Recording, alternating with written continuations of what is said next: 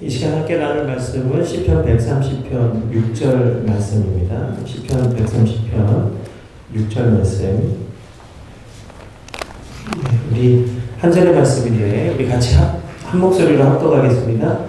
파수꾼이 아침을 기다리니 내 영혼이 주를 더 기다리나니 참으로 파수꾼의 아침을 기다림보다 더하도다. 아멘.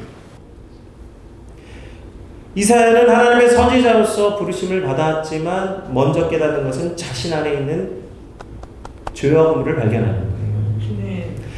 하나님을 만났을 때 자기 입술도 별반 자기 백성들과 다르지 않은 것을 깨닫습니다. 왜 그렇습니까? 이사야가 선지자로서 하나님의 보내심을 받았지만 백성들, 부정한 백성들 속에 있으면서 자신도 그 백성들과 같이 자기도 모르게 부정한 사람이 되었다는 것을 깨달은 거예요. 결코 우리는 우리 함께하는 사람들과 하늘을 떠나서는 살 수 없는 존재. 그래서 자기도 모르게 이 백성 가운데 거하면서 자신이 부정한 사람이 되었음을 깨닫고 깜짝 놀라서 고백하는 것이 뭐예요? 하루다 나야 망하게 되었다는 거예요.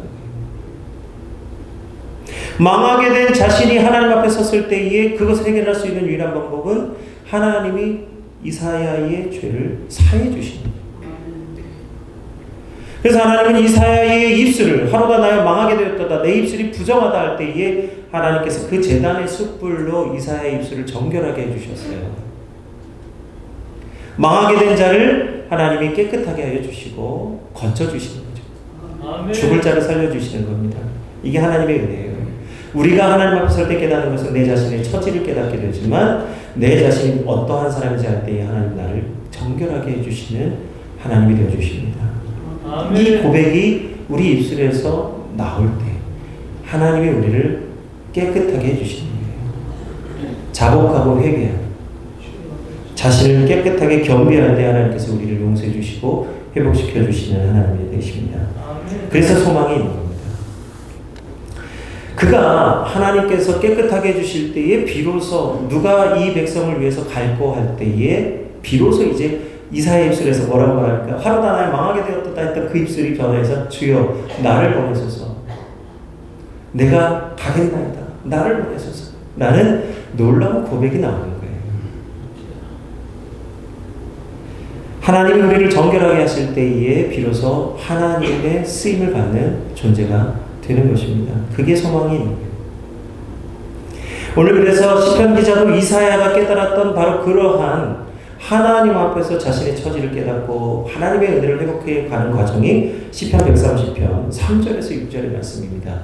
우리 한번 시편 기자가 어떻게 하나님 앞에서 은혜를 회복해 가는지 우리도 오늘 이 대강절에 하나님의 은혜를 기다리는 예수 그리스도의 오심을 기다리는 우리에게 일어나야 할 우리 변화의 말씀을 함께 봉독합니다. 3절에서 6절입니다. 여호와여 주께서 죄악을 지켜보실진대 주여 누가 서리이까 그러나 사유하심이 주께 있음은 주를 경외하게 하심이니이다.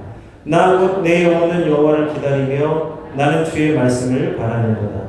파수꾼이 아침을 기다림보다 내 영혼이 주를 더 기다리나니 참으로 파수꾼이 아침을 기다림보다 더하도다. 아멘. 아멘. 오늘 이사야가 깨달은 것처럼 오늘 시편의 기자도 하나님의 구원을 깨달을 때에 하나님의 백성을 위한 영적 파수꾼 되기를 자청하는 겁니다. 그러나 먼저 이 백성을 위한 영적 파수꾼이 되기 전에 이 시편 기자가 깨달은 것이 있습니다. 그게 무엇이죠? 여호와여 주께서 죄악을 보실진대 누가 주님 앞에 설 수 있겠습니까? 자신뿐만 아니라 하나님을 간절히 기다리는 자기뿐만 아니라 자기와 함께하는 모든 이스라엘 백성들을 볼진대 누구도 주 앞에 설 자가 단 한 사람도 없다는 것을 깨달은 거예요. 정작 구원을 갈망하고 여호와 하나님의 은혜를 기다리지만 그 기다림 속에서 누구도 주님 앞에 올바로 설 자가 없다는 것을 깨닫습니다. 그러나 그럼에도 불구하고 소망이 있는 것은 무엇이에요? 4절의 말씀이죠. 그러나 사유하심이 주께 있기 때문에 주님을 경외하게 될 줄 믿습니다. 이 고백이 나오는 거예요. 이 사유하심, 죄를 용서해 주시는 것이 주님께 있기 때문에 주님을 경외하게 된다는 거예요. 자신은 주님 앞에 설 수 없는 존재지만 죄를 용서해 주시는 주님이시기 때문에 주님을 경배하고 주님을 의지하고 주님을 의뢰하게 된다는 것입니다. 그래서 주님 앞에 설 수 있는 거예요. 이 아이러니를 어쩔 겁니까? 자신은 주님 앞에 설 수 없는데 죄를 용서해 주시고 구원해 주시는 주님이시기 때문에 주님 앞에 서게 되고 주님을 찬송하게 되니 이 역사를 어떻게 감당할 수 있겠어요? 은혜죠. 기쁨이죠. 감사합니다. 오늘 그래서 이 시편 기자가 하나님의 은혜와 하나님의 구원을 깨닫고 나니까 그가 그 간절한 그 기다림이 5절의 말씀에 나타나는 것 아닙니까? 나고 내 영혼은 여호와를 기다리며 나는 주의 말씀을 바라는도다. 이제 모든 것이 주님께 있으니 주님을 더 갈망하게 되는 거예요. 그러할 때에 주님을 기다리고 주님을 갈망하는 자신이 먼저 하나님 앞에 서게 될 때에 이 백성을 위한 영적 파수꾼이 되기를 자청하는 겁니다. 왜요? 자신은 깨달았지만 아직도 깨닫지 못하는 많은 사람들이 있으니 자신이 파수꾼이 그 성을 지키는 것 같이 이 백성을 위해서 영적 파수꾼이 되겠다는 거예요. 그래서 5절의 말씀, 파수꾼이 아침을 기다림보다 내 영혼이 주를 더 기다리나니 참으로 파수꾼이 아침을 기다림보다 더하냐.